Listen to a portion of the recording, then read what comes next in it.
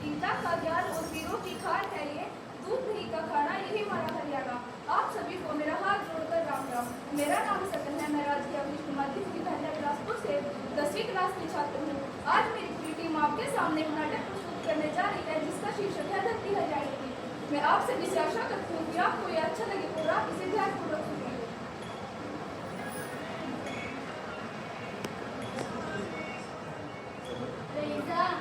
हाँ दादी जी, हम कदे इस फोन से बाहर भी आओगे। जैसे कि इसी तरफ से 2-4 बात अपनी माटी की सुन लिया कर। दादी जी आप ना, मैं अपने स्कूल के प्रोजेक्ट के लिए हरियाणा के इतिहास पर ही पढ़ रही हूँ। इंटरनेट पर सब मिल जाता है। अरे बेटा, जो बात इस माटी के कंकड़ में है वो तेरी चमकीली तस्वीर में पढ़ना नहीं थी। यह वो भूमि से जहाँ कुरुक्षेत्र के मैदान में भगवान श्री कृष्ण जी ने गीता को उपदेश दिया था और कर्मण्यवादी का रास्ते का पाठ पूरी दुनिया को यहीं से पढ़ाया गया था। दादी जी वो तो ठीक है, पर आज की युवा पीढ़ी इन बातों को पुरानी बातें समझती है। पुरानी बातें कैसी पुरानी बातें बेटा, हमारे यहाँ की संस्कृति सिर्फ किताबों में नहीं हमारे जीने के तरीके में है। आज भी हमारे गांव में अतिथि देवो भव केवल कहने के लिए नहीं है।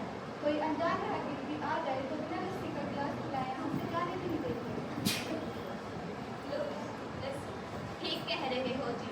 हमारे यहाँ तो सांग धमाल और लोक नृत्य में जीवन का असली रंग दिखता है। जब फसल कटती है तो पूरा गांव मिलकर नाचता गाता है।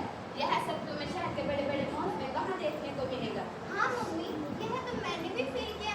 बड़े बड़े शहरों में तो पड़ोसियों को यह भी नहीं पता होता कि बगल वाले घर में कौन रहता है।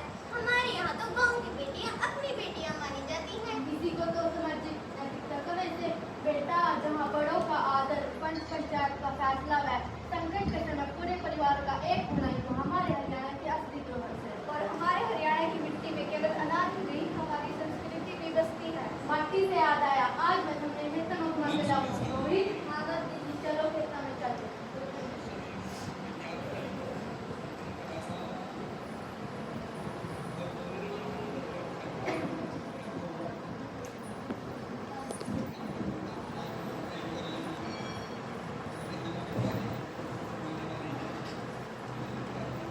ईशा, देव इस जमीन को, इसे हमारे पूर्वज देवताओं का निवास कहते थे, क्योंकि यहाँ की मिट्टी और पानी में एक अलग ही ताकत थी। और आज हम इसके साथ क्या कर रहे हैं?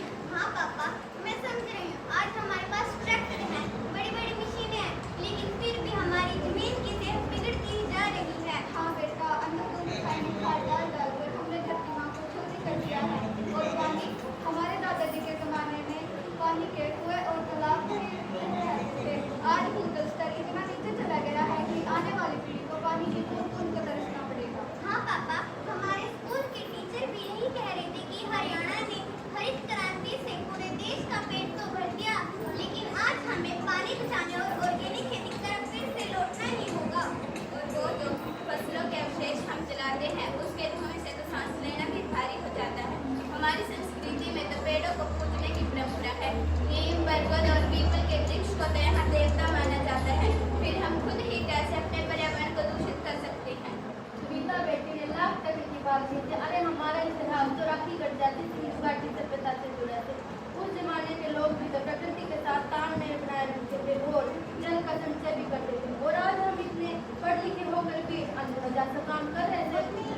पापा, मुझे मेरे प्रोजेक्ट का असली मकसद मिल गया। मैं अब केवल इतिहास नहीं लिखूंगी, बल्कि वो आज की समस्याओं का समाधान भी सामने रखूंगी। तो बेटा, तुम युवाओं के प्रशिक्षण के लिए क्या योजना है? पापा, हम अपनी सांस्कृतिक नैतिकता का इस्तेमाल करेंगे। जिस तरह हम बड़े बुजुर्गों की बातों का मान रखते हैं, उसी तरह से हम पर्यावरण को बचाने के लिए एक जन आंदोलन बनाएंगे। और इसके लिए हम टपकन सिंचाई का इस्तेमाल करेंगे ताकि पानी की बचत हो। और हाँ पापा, पराली जलाने के बजाय उसे हम ऑर्गेनिक खाद में बदलने की आधुनिक तकनीकों का इस्तेमाल करेंगे। और हाँ, हर त्योहार या किसी भी बच्चे के जन्मदिन पर पूरे गांव में कम से कम 5 पौधे लगाने की परंपरा को भी शुरू करेंगे। वाह बेटा, अगर ऐसा हो जाए तो हमारी धरती फिर से दूध दही का खाना यो मेरा हरियाणा बन जाएगी। हमारे लोकगीत, हमारी संस्कृति तभी सुरक्षित रहेंगे जब हमारा पर्यावरण सांस लेने के लायक रहेगा। शाबाश मेरे बच्चों, आज तुमने मेरा दिल ही जीत लिया। कुरुक्षेत्र में भगवान श्री कृष्ण जी ने कहा था कि अपना कर्म करो। आज हमारा सबसे बड़ा कर्म इस धरती